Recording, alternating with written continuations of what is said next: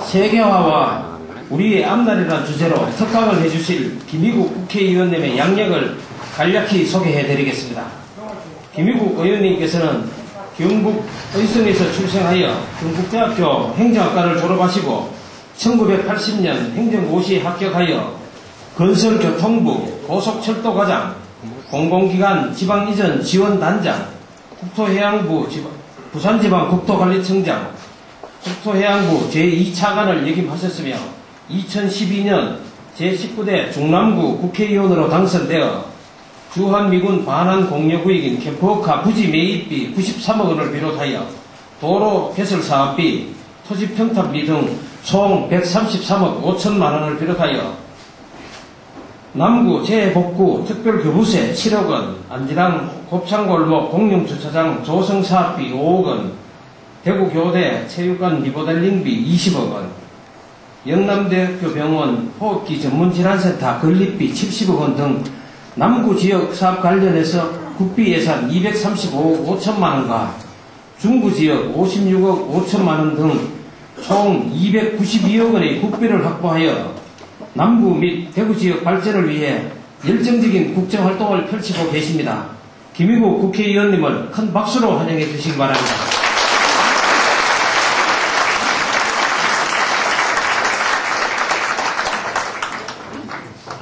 직원율동 차량.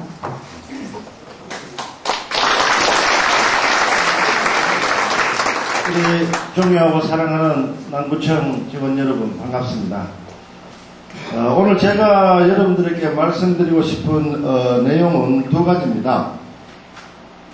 첫째로 우리가 왜 사는가, 삶의 목적, 무엇을 위해서 사는가 하는 이 주제하고 두 번째로 어떻게 살아가야 하는가, 그러니까 목적과 수단에 대해서 이야기를 드리고자 합니다.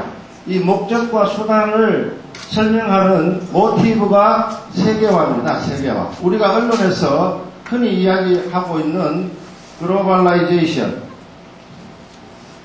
이 세계화라는 것이 도대체 왜 시작이 되었고 우리의 삶에 어떤 영향을 끼치느냐, 이 두 가지가 오늘의 주제입니다. 특히 어떤 영향을 끼치느냐, 이 문제는 우리의 삶의 지표와 삶의 수단을 결정하는 중요한 계기가 됩니다. 이 영향을 이해하지 않고서는 이 삶의 목표와 방법을 결정하기가 쉽지 않거나 시대에 뒤떨어져 버리기 때문에 그렇습니다. 여러분에게 네 가지 질문을 드리겠습니다. 이따가 손을 들어서 답을 해 주십시오. 첫 번째 질문은, 여러분은 듣기를 좋아합니까? 말하기를 좋아합니까? 이겁니다. 두 번째 질문은, 여러분은 웃기를 좋아합니까? 화내기를 좋아합니까? 세 번째 질문은, 여러분이 자녀들한테 교육을 할 때 부모님을 존경해라, 스승님을 존경해라, 이 두 가지 중에 어느 걸 강조를 하고 있습니까? 세 번째, 사람과 개가 물에 빠졌을 때 어느 사람을, 어느 존재를 먼저 구제해내겠습니까? 이 네 가지 질문입니다. 마음속으로 생각했다가 한 2분 뒤에 질문을 하면은 솔직하게 손을 들어주십시오. 나쁜 여자들이 남자하고 개하고 네 가지 공통점이 있다고 남자들을 비난하고 있습니다.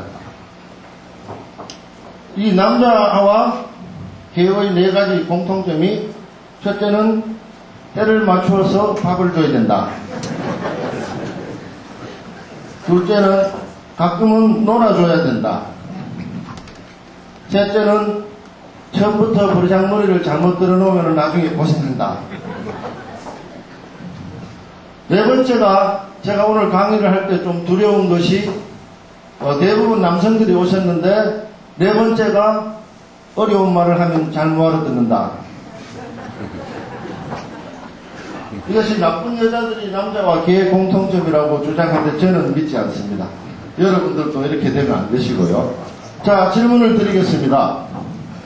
이 네 가지 질문 중에 가가 4개, 나가 4개 또 다를 수도 있겠습니다만은 가가 4개라고 생각하는 분 손 한번 들어보세요. 훌륭하십니다. 들어가다가 안 들고 그런 거는 양심에 반하는 거지 들어도 괜찮습니다. 나가 4개라고 생각하시는 분 손 한번 들어보십시오. 그러면은 반반 정도 된다 생각하는 분 손 한번 들어보십시오. 아주 진솔한 생각이라고 느낌이 듭니다. 그러면은 실제로 우리가 오늘의 주제가 나아가 4개가 돼야만이 우리의 삶의 목표와 수단이 결정된다는 게 오늘의 주제입니다. 결론부터 말씀드리면은 이 시대가 세계화가 되고 난 이후의 시대에 가장 중요한 것이 듣기입니다. 우리가 위대한 사람을 보고 성인이라고 하지 않습니까? 성이라는 거는 먼저 듣고 귀로, 우리 얼굴도 사람이 귀가 2개가 있지 않습니까? 이렇게 입이 1개가 있고 듣는 것이 가장 중요합니다. 여러분들 자녀 교육에 있어서 가장 중요한 요소가 자녀의 이야기를 들어주는 겁니다. 근데 듣기도 전에 시끄러! 이렇게 이야기해버려요. 직장에 있어서도 대부분의 상사들이 이야기를 하면 끝까지 듣지는 않습니다. 시끄러! 혹은 나도 알고 있어. 그러면 대화에 단절이 오는 겁니다. 가장 중요한 것은 듣는 겁니다. 경청이라고 하죠. 그냥 듣는 것이 아니고 굉장히 신경을 써서 상대방의 이야기를 끝까지 들어주는 겁니다. 많은 남편들이 아내의 이야기를 끝까지 듣지 않습니다. 뭐 이야기하면 알고 있어. 그만해. 알았다고.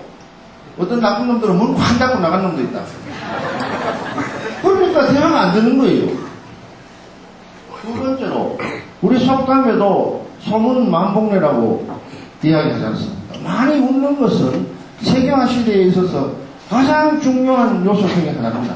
왜냐하면은 이 세계화의 특징이 첫째로 기술의 급격한 발달, 두 번째로 홍수 같은 정보의 유통, 세 번째로 금융의 민주화이기 때문에 이 세 가지는 모든 사람을 긴장 상태에 빠뜨립니다. 어린아이부터 어른에 이르기까지 굉장히 긴장하는 시스템이 세계화예요. 도덕적으로나 윤리적으로나 감정적으로는 아주 기분 나쁜 현상이 세계화입니다. 그러나 우리 주변을 지배하고 있습니다. 그렇기 때문에 웃는다는 것은 굉장히 중요한 겁니다.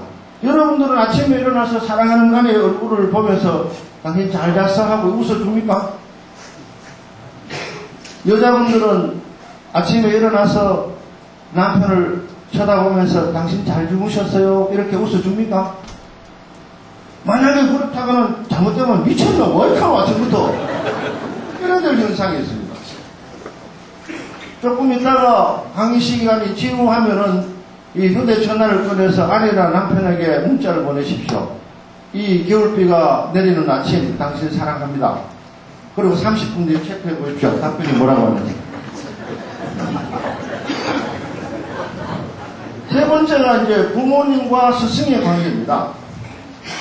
옛날에 우리 고전에서는 문사부일체라 그래서 임금과 스승님과 부모님은 동일한 인격체다.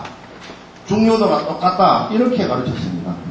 근데 지금 부모와 스승을 놓고 스승이 부모보다 훨씬 중요하다고 가르치는 부모들이 적습니다. 이거 심각한 문제입니다. 부모님은 아이를 낳아주고 먹여주고 입혀줄 수는 있지만 그 아이가 이 시대의 흐름에 알맞게 인격을 갖추고 지식을 갖추고 공동체의 구성원으로서 자질을 갖추는 걸 부모가 가르칠 재간이 없습니다. 그건 스승님이 가르치는 겁니다. 인도 사람들이 말하는 구루, 유대인들이 말하는 랍비, 이 랍비나 구루는 스승이나 랍비나 구루는 일평생을 어떻게 해야 인간이 똑바로 사는가를 연구하는 분들입니다. 그런 전문가가 교육을 시켜야 되는 겁니다. 여러분이 자녀교육에 대해서 어떻게 하고 있습니까? 어떤 사람이 저에게 말했습니다. 서양인과 한국 사람의 차이, 서양인 부모와 한국인 부모의 차이가 딱 한 가지밖에 없습니다. 뭐냐? 한국인 부모들 애가 학교에 갔다 오면은 오늘 어떤 아름다운 일이 있었는지 이래 묻지를 안 하고 몇 등 했노? 5등 했습니다. 아, 이거 잘했네. 지난번에 7등 했는데 2계단이나 올렸다. 이렇게 훌륭한 성과를 거뒀네. 이래 말하고 네 앞에 4명이나 있단 말이가. 최선을 다했어요. 절대로 그렇게 묻지 마십시오. 심장 떨어집니다. 서양 부모들은 지난번보다는 좀 발전한 거는 있나? 이렇게 묻는다. 제가 이 시대에 가장 흉노하는 말이 음치나라는 말이에요. 음치나. 이게 아주 나쁜 말입니다. 어떤 자식이 이런 말을 만드는지 모르겠는데 엄마 친구 아들이 니보다 더 낫다 이런 뜻이래요. 그럼 몰상식한 용어를 써서 되겠습니까? 자녀들이 부모를 위해서 내 엄마나 내 친구보다 엄마가 아빠가 못하다 그런 말 해도 괜찮은 겁니까? 절대로 쓰지 마십시오. 그건 아이의 인격을 말살하는 살인행위예요. 세 번째로 사람과 개가 물에 빠졌는데 여러분 솔직하게 물어보겠습니다. 사람을 먼저 구출하겠습니까? 개를 먼저 구출하겠습니까? 사람 손 들어보세요. 존경합니다. 사랑합니다. 몇 년 전에 미국의 어느 학자가 고등학교 3학년을 대상으로 질문서를 돌렸습니다. 물에 사람과 네가 키우는 강아지가 빠졌는데 누구를 먼저 구출하겠느냐? 65%가 개를 먼저 구출하겠다고 답변을 했습니다. 진짜입니다. 대한민국 고등학교 3학년들한테 설문조사를 하고 싶습니다. 왜냐하면은 저 사람과 내 관계는 어떤 이해관계도 없지만 내 강아지는 내가 얼마나 귀여워하고 나에게 기쁨을 주니까 당연히 강아지를 먼저 구출하겠다 이렇게 답변했다고 합니다. 우리 동양 사상에 인내천 사람이 곧 하늘이다라는 생각을 갖고 있는 여러분들로서는 도저히 이해할 수 없는 사고 체계입니다. 그것이 세계의 체계입니다. 그러면 도대체 이 괴물 같은 세계화라는 것이 어떻게 시작이 됐느냐? 또 뭐 지금은 이름도 복잡해져 가지고 총무처 내무부에서 행정안전부로 하다가 또 갑자기 뭐 안전행정부가 또 바꿔가지고 어제 또 어떤 사람은 왜 자치는 안 넣어주노? 그래 하려고 하면 안전자치행정부를 해도 이런 이제 청원까지도 들어오는 거로 알았습니다만은 세계화라는 용어가 우리 뭐 공문서에 나오든 언론에 나오든 세계화라는 게 도대체 뭐냐? 이 세계화라는 현상에 대한 설명 내지는 분석은 세계화가 시작되고 나서 한 20년 뒤에 제대로 된 책이 나왔습니다. 그전에는 우리가 몸이 아팠는데 이게 왜 아픈지를 몰랐어요. 온갖 현상이 발생됐는데 나중에 가서 이게 세계화라는구나 그렇게 알아들은 겁니다. 어떤 중국 시인이 그런 노래를 했습니다. 나는 보물을 찾아서 중국 천하를 돌아다녔지만 보물을 발견하지 못했는데 우리 집에 오고 이것에 담장 위에 매화나무가 꽃이 피었네. 이것이 봄이로구나. 세계화라는 것이 많은 현상들이 발생이 됐는데 이걸 종합적으로 정리를 하지 못하고 있다가 첫 페이지 좀 보여주실래요? 교재? 미국 뉴욕타임즈 외신기자였던 토마스 프리드만이라는 사람이 책을 하나 썼습니다. 그 책 제목이 렉서스와 올리브나무라는 겁니다.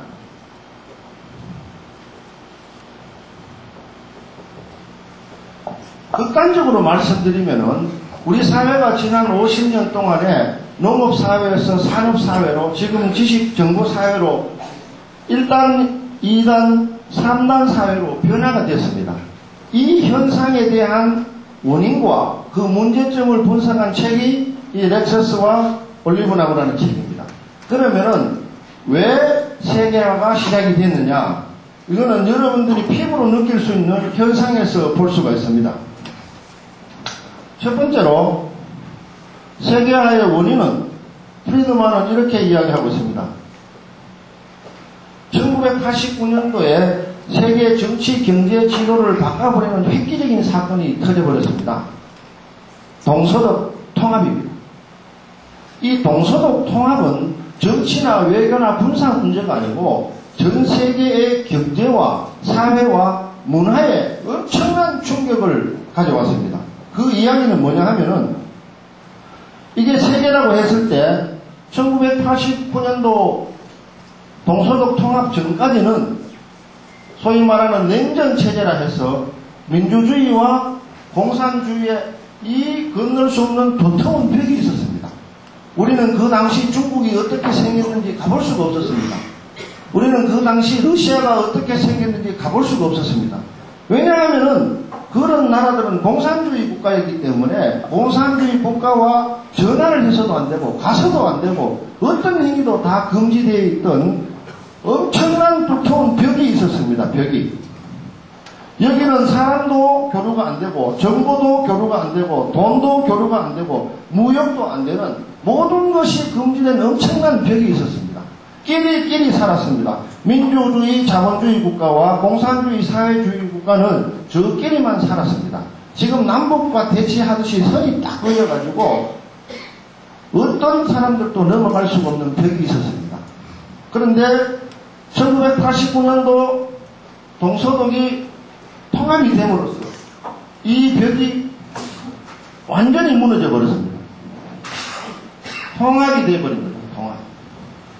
더 쉽게 말하면은 내가 어떤 물건을 만들어서 팔 수 있는 시장의 규모가 동서독 통합 전에는 30억 명 대 30억 명이었지만은 동서독 통합이 된 이후에는 60억 명에게 팔 수 있는 시장이 커져버린 거예요. 우리나라 유명한 가수가 강남에서 노래를 부르는데 유튜브에 1억 명 이상이 볼 수 있는 시장이 커져버린 거예요. 획기적인 시장의 확대가 세계화의 가장 큰 변화였습니다. 정치적 변화보다도 훨씬 큰 경제적 변화가 몰고 왔습니다. 두 번째는 정보의 홍수입니다. 우리가 흔히 이야기하는 웹이나 인터넷이나 SNS라는 통신과 교통의 발달은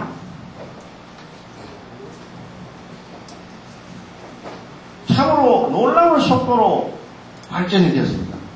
우리가 상상하기 어려울 정도로 발전이 됐습니다.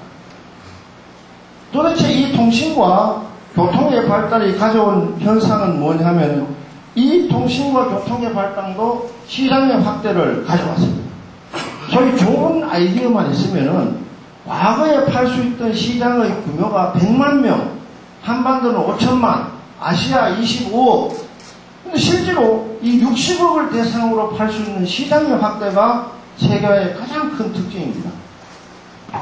각종 통신이나 교통의 발달뿐만 아니고 컴퓨터나 온갖 기기의 발달이 기술의 발달을 가져왔습니다.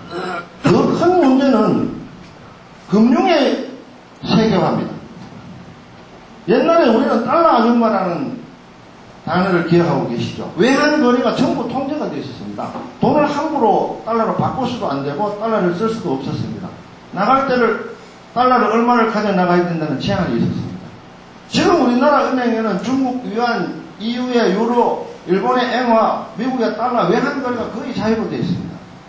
이러한 기술과 정보와 금융의 급격한 발달은 정치적으로 국제 외교적으로 독일의 통합 이후에 엄청난 변화를 몰고 왔습니다.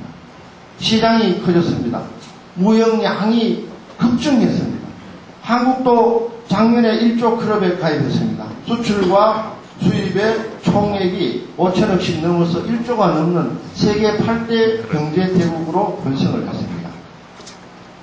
엄청나게 화려한 축제가 벌어졌습니다. 그런데 모든 행운은 불행과 같이 온다는 속담과 같이 세계화는 엄청난 문제를 가져왔습니다. 첫째로 세계화가 가져온 가장 큰 문제는 빈부격차입니다. 빈부의 격차라는 것이 과연 제도의 잘못이냐 개인의 공적이냐에 대한 논란은 엄청나게 진행이 되고 있고 끊임이 없습니다. 예를 들어 설명하겠습니다. 1995년 미국 NBA 내셔널 바스켓볼 애소시에이션 미국 농구협회입니다. 중에 가장 유명한 팀이 마이클 조단, 스카티 피펜, 로드맨 이런 사람들이 활약하고 있던 시카고 불즈였습니다. 여러분도 잘 아시다시피 농구팀은 레귤러 멤버가 12명입니다. 이 중에 6명은 코트에 주로 뛰고 6명이 벤치맨이라 해서 이제 주전이 필요할 때 바꿔주는 12명이 레귤러 멤버입니다. 1995년도 시카고 불스의 넘버원, 백넘버 23번 마이클 조단의 연봉은 4,500만 달러였습니다. 95년도입니다. 농구 선수 한 사람이 4,500만 달러예요. 1년입니다, 이게. 평생 계약 금액이 아니고. 마지막에 이 12번째 같은 팀, 같은 연도, 같은 장소에서 벤치맨으로 있던 사람은 20만 달러였습니다. 여러분 상상이 가능합니까? 이 자리에서 한 사람은 4,500만 달러를 받고 한 사람은 20만 불을 받는다 하면은 여러분 이게 납득이 되겠습니까? 왜 이렇게 됐느냐? 마이클 조단이라는 선수는 자기가 시카고 불스에서 한번 뛰게 되면은 마이클 조단이 나오는 게임을 보는 사람이 그 당시 6억 명이었다고 합니다. 6억 명. 엄청난 효과를 가지고 있었죠. 만약에 통신기술이나 방송이나 동서독이 통합이 안 됐다면은 6억 명이 아니고 6만 명만 봐도 많이 보는 겁니다. 체육관에 올 수 있는 맥시멈은 2만 명밖에 안 됩니다. 옛날에 내가 어떤 물건을 가지고 있을 때 팔 수 있는 대상이 2만 명이었는데 6억 명으로 늘어난 거예요. 시장이 그만큼 상상이 불가능할 정도로 늘어나버린 겁니다. 그러니까 마이클 조단이 나이키하고 계약을 맺어가지고 점프하는 로고만 받더라도 그 신발이 수천 대가 팔려나가는 거예요. 여러분이 기업의 주인 같으면은 마이클 조단을 광고하는 사람으로 채용 안 하겠습니까? 당연히 하죠. 이 논란을 가지고 미국 사회에서 엄청난 논란이 벌어졌습니다. 도대체 한 사람에게 4,500만 불이 말이 되느냐? 너무나 큰 빈부의 격차가 아니냐? 지금 우리나라 삼성그룹의 주요 인물들은 연봉 30억에서 60억 정도 받습니다. 기분 나쁘죠? 우리하고 비슷할 걸로 생각하는데. 그게 세계화라는 저 고스트 망령이 가져온 결과입니다. 미국 월스트리트의 주요한 파이낸싱 컴퍼니의 CEO들은 우리 돈으로 연간 500억 정도 됩니다. 연봉이. 왜 그렇게 됐을까요? 그 사람들은 그보다 훨씬 많은 돈을 벌고 있기 때문에 그렇습니다. 이유는 딱 한 가지입니다. 그런데 60억 명의 인구 중에 세계화의 최첨단을 걷는 사람들은 극소수라는 거죠. 여러분이 잘 아시는 마이크로소프트의 빌 게이츠, 페이스북의 저크버그, 또 주식 투자에서 돈을 많이 번 그 영감탱이 있고, 조지 소로스 같은 펀드 매니저들이 있고. 그러니까 이 세계화의 기술과 정보와 금융의 최첨단 기법을 활용해서 막대한 부를 축적하는 그룹과 그렇지 못한 그룹으로 공산주의, 민주주의로 갈라진 것보다 훨씬 더 높은 벽이 남북으로가 아니고 상하로 쳐져버린 겁니다. 이것이 세계화가 가져온 최대의 벽이에요. 우리가 새로 들어선 정부가 대기업의 횡포를 규제하겠다. 중소기업을 활성화시키겠다. 중견기업을 키우겠다 하는 그 이유도 바로 이 세계화의 나쁜 측면, 세계화의 폐해에 대한 정정을 기업이 할 거냐, 국민이 할 거냐, 정부가 할 거냐를 놓고 첨예한 대립이 벌어져 있습니다. 기업하는 사람들은 정부가 기업의 활동에 개입하지 마라. 개입을 하더라도 최소 한도만 해라.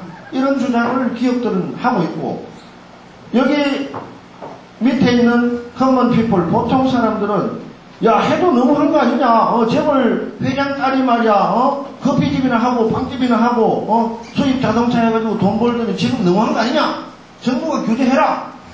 국회에 너는 뭐 하고 있느냐? 기업들한테 돈 받아먹고 지금, 기업들을 봐주는 거냐? 그렇게 강력한 요구를 하고 있습니다. 미국 의회도 그렇고, 대한민국 의회도 그렇고, 세계화가 가져온 여러 가지 장점 가운데서도 많은 단점들이 노출이 되고 있습니다. 이 극단의 흐름 속에서 다시 원점으로 돌아갑니다. 우리는 무엇을 위해서 살 것이며 어떻게 살아야 될 거냐. 거기에 대한 주제가 오늘의 이야기입니다. 토마스 프리드만은 이런 세계화의 현상에 대해서 결론을 이렇게 내리고 있습니다. 세계화가 가져다 준 물질적 풍요보다 더 좋은 결과를 가져줄 체제가 있다면 우리는 그 체제를 선택해야 된다. 그러나 5천년 인류 역사에 있어서 민주적 자본주의 제도보다 더 좋은 제도는 없다고 본다. 결론은 우리는 이 세계화의 병폐를 치료해 나가야 된다. 그것이 결론입니다. 어떻게 치료할 거냐? 여기에 대해서 토마스 프리드만은 우리 동양 사상보다가 훨씬 더 심오한 철학적 방법을 제시를 하고 있습니다. 여러분들 친구들하고 또 다른 사람들하고 이야기할 때 사용할 수 있는 중요한 용어가 나왔습니다. 특히 여기 젊은 분들은 일상생활에서 굉장히 많이 쓰는 다운로드라는 개념입니다. 여러분은 무엇을 먹을까, 어떤 이야기를 할까, 누구하고 놀까 하는 걸 전부 인터넷이나 웹에서 다운로드를 받아서 살아가고 있습니다. 선택 하나하나도 중요한 정보도 전부 인터넷으로부터 정보를 구하고 있습니다. 그런데 프리드만이 이야기하기를 이 인터넷이라는 기계는 여러 가지 장점에도 불구하고 한 가지 치명적인 약점이 있다. 영혼이 없다는 겁니다. 기계는. 예를 들어 설명을 드리겠습니다. 우리가 소를 키우는데 소를 우사에 넣어놓고 하루 세끼마다 컴퓨터의 작동에 의해서 가장 적절한 사료와 물을 주고 키우는 소하고, 할아버지와 할머니가 아침마다 일어나서 아이고 우리 예쁜 소 잘 잤냐 하고 쓰다듬어주고 눈빛을 주고 말을 걸어주면서 그래도 뭐 기계가 주는 것보다는 훨씬 부정한 사료나 물을 주고 키우는 소하고 어떤 소가 더 건강하겠습니까? 부자가 훨씬 건강합니다. 다시 말씀드립니다. 아이들한테 다시는 음치나나 몇 등 했는 소리를 묻지 마십시오. 그거는 이 영혼이 없는 다운로드 인생과 똑같습니다. 그 아이에게 중요한 것은 몇 등 했냐가 중요한 것이 아닙니다. 그 아이가 새로운 사실을 배우고 삶에 대한 기쁨을 누리느냐가 더 중요한 것입니다. 그것이 업로드입니다. 업로드. 우리가 공직 생활을 할 때 영혼이 있는 행정을 해야 됩니다. 내가 이 행정을 이렇게 했을 때 이 행정의 수혜자는 과연 감사하는 마음을 가질까? 이 새끼 이것도 뭐 일방적으로 그냥 아주 건조하게 공무원 하듯이 했네. 이런 느낌을 가질까? 굉장히 중요한 겁니다. 여러분들이 만약에 여러분의 행정 대상이 내 사랑하는 아들이나 딸이나 아버지다 이렇게 생각하면 함부로 행정을 할 수가 없습니다. 제가 공무원 할 때 어떤 사람이 전화를 했습니다.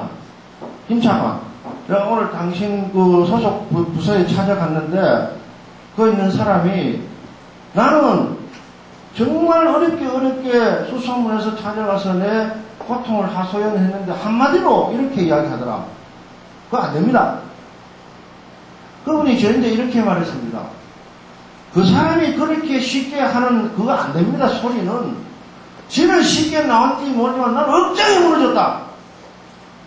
내 이야기를 끝까지 들어보지도 않고 규정이 안 됩니다. 그렇게 했을 때 나는 분노를 넘어서 내 심장이 쪼그라들었다. 이렇게 말했습니다.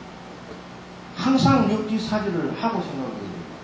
여러분 어떤 문제를 컴퓨터에 넣으면은 어떤 영혼이나 감정도 없이 그렇게 납니다. 오케이, 노. 이런 다운로드 행정을 해서는 결단코 안 됩니다. 그거는 세계화 시대에도 맞지 않는 겁니다.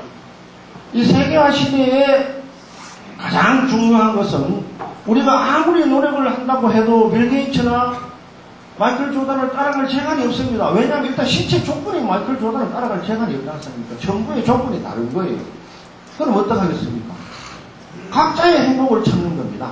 각자의 행복. 우리는 무엇을 할 거냐? 인생의 목표는, 가장 중요한 목표는 각자의 행복을 찾는 겁니다. 가장 중요한 것 중에 하나가 각자의 행복입니다. 우리가 숲에 들어가게 되면 아주 키가 큰 나무도 있고, 잎사이가 넓은 나무도 있고, 조그마한 나무도 있고, 아주 작은 꽃도 있습니다. 여러분이 아이가 예를 들어서 장미의 자질을 갖고 있는 아이한테 왜 너는 옆집아이처럼 해바라기 꽃을 안 피우냐고 강요를 한다면 그 아이가 무슨 재주로 해바라기를 꽃을 피우겠습니까? 이것은 굉장히 중요한 겁니다. 세계화 시대에서 가장 중요한 것은 모든 가치가 획일화되어 버린 것입니다. 얼굴도 뭐 예쁜 여자 배우가 있다 하면 전부 가처럼 맹글어 버린 거예요. 옷도 유니모드라 해가지고 남자인지 여자인지도 모르게 이렇게 섞어버리는 거예요. 세계화 시대의 가장 큰 폐단이 유니모드입니다. 사람은 어떻게 돼야 된다는 그렇게 한 가지 프로토타입을 정하는 거예요. 결코 그렇지 않습니다. 왜? 인간은 모든 사람이 각자의 존엄성을 갖고 있습니다. 그 존엄성을 스스로 파괴해서는 안 된다는 거죠.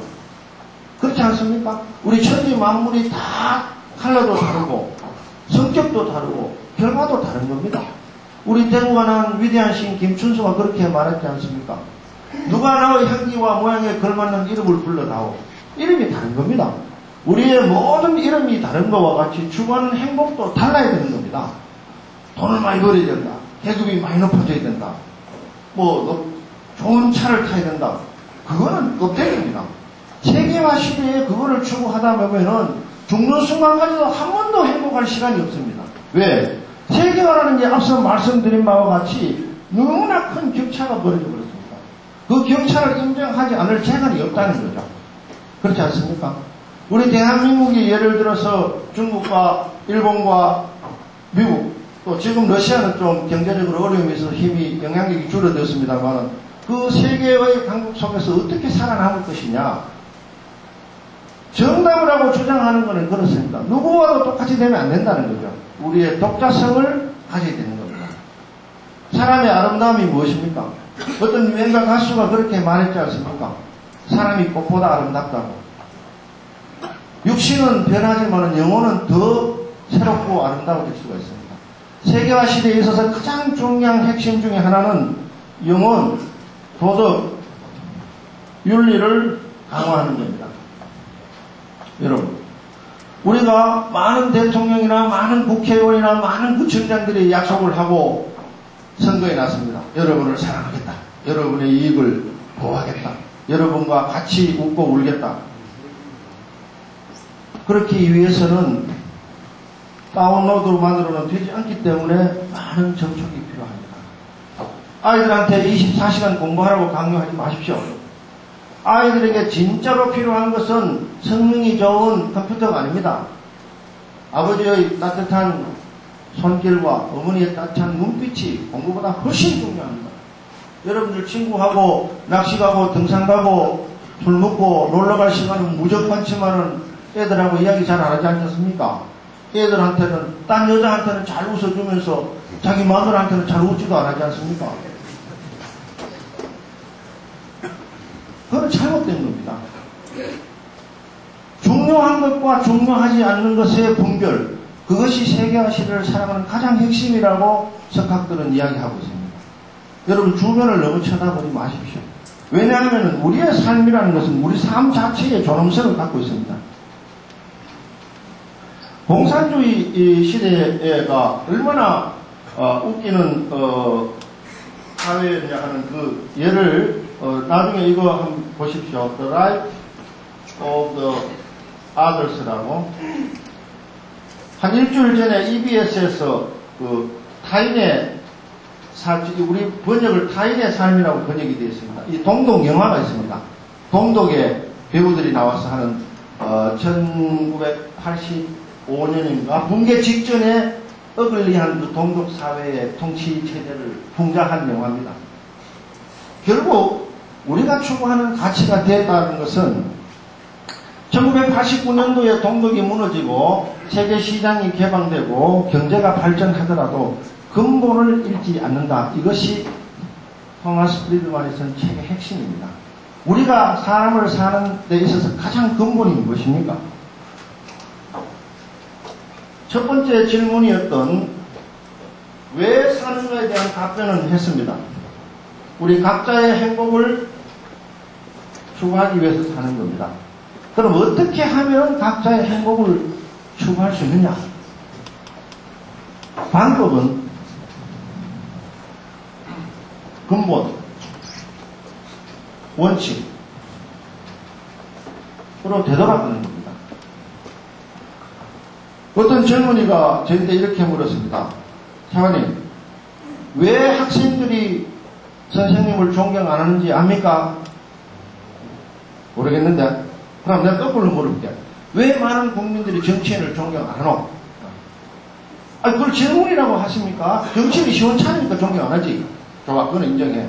그러면은, 왜 학생들이 부모를 존경 안 하는데, 부모님들이 선생님을 존경 안 하기 때문에 학생들이 존경을 안 합니다. 여러분들, 애가 이제 3월 1일 되면 신학기가 됩니다. 여러분이 집에서는 금이야, 오기야 키우던 아이가 3학년에서 4학년이 되면은 당연히 학교에 찾아가야 됩니다. 내 사랑하는 자식을 1년 동안 맡아 키워줄 선생님이 누구신지.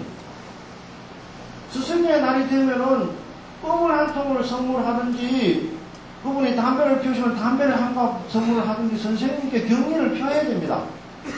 그 소중한 자식을 맡아서 1년 동안 여물지 않는 인격체를 여물게 하는 선생님에 대해서 그 선생님 누구? 그럼 묻지 마십시오. 아이가 선생님한테 혼나고 왔다 하면은 아이고 훌륭하신 선생님이다. 너는 더 맞아야 돼 임마. 이래 이야기를 해야지.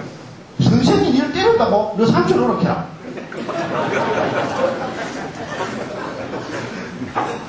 그거는 인간으로서의 근본에 반하는 몰상식한 짓입니다. 우리가 동양고전에 있어서 이제 사서삼경이라는 책을 주로 이야기하는데요.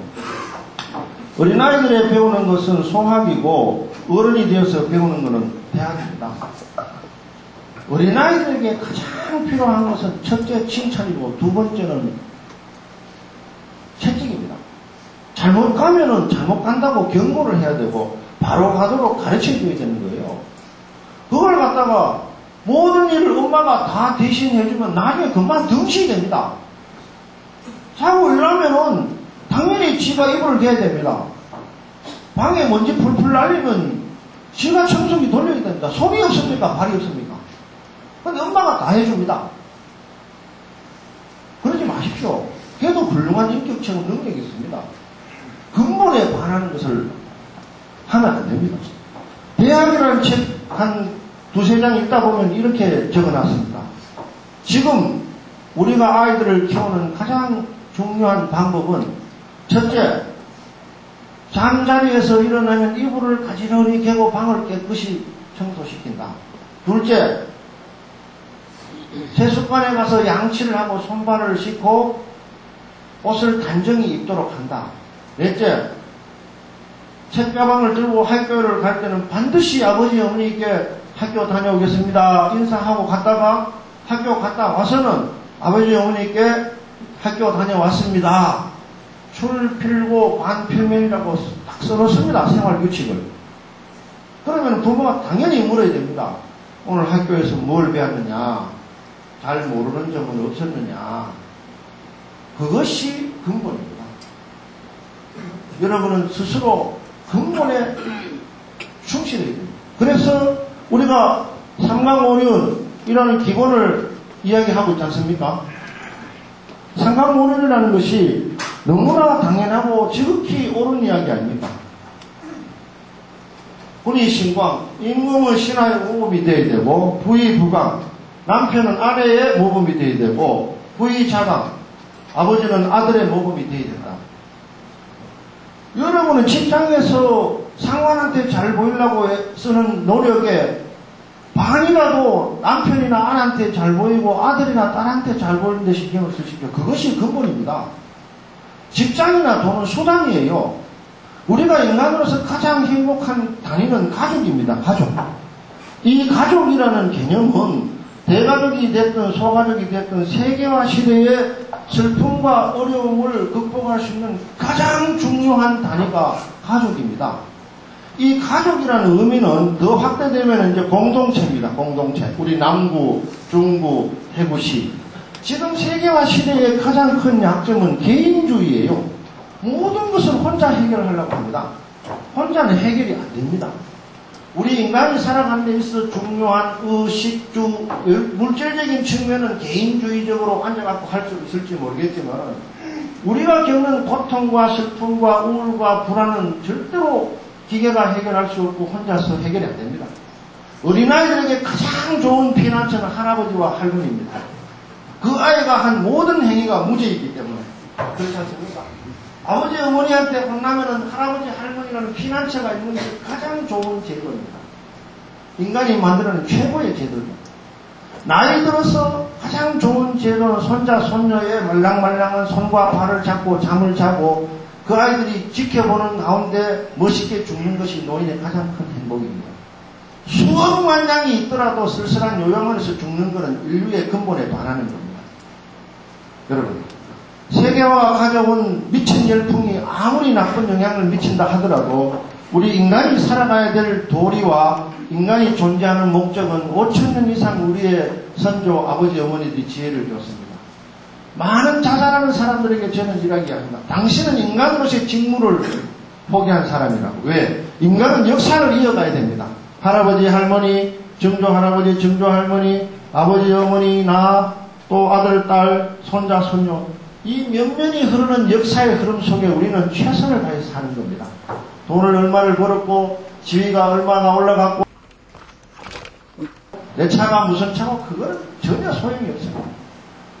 진심으로 자식들로부터 존경을 받고 아내로부터 사랑을 받고 남편으로부터 사랑을 받는 그 삶이 바로 근본에 충실한 삶인 것입니다. 이 근본에 충실하지 않으면 세계화의 역통 때문에 사회가 붕괴된다는 거죠. 붕괴의 가장 큰 요인이 뭡니까? 가정의 붕괴입니다. 학생들의 교육 문제를 선생님한테 일임하지 마십시오. 훌륭한 가정에서 정상적으로 자란 아이는 결코 사고 뭉치가 안 됩니다. 그 아이는 자고 일어났을 때마다 새로운 희망을 꿈꿉니다. 오늘 만약에 겨울을 어느 정도 녹이는 비가 내린다면 너무나 아름다운 하루이지 않습니까? 앞에 산이 있고 신천이 흐르고 안개가 끼고 비가 내리고 이 아름다운 삶 현실에 기쁨으로 넘쳐서 사는 것이 세계화 시대의 가장 중요한 겁니다. 그 기술을 아이들한테 가르치십시오.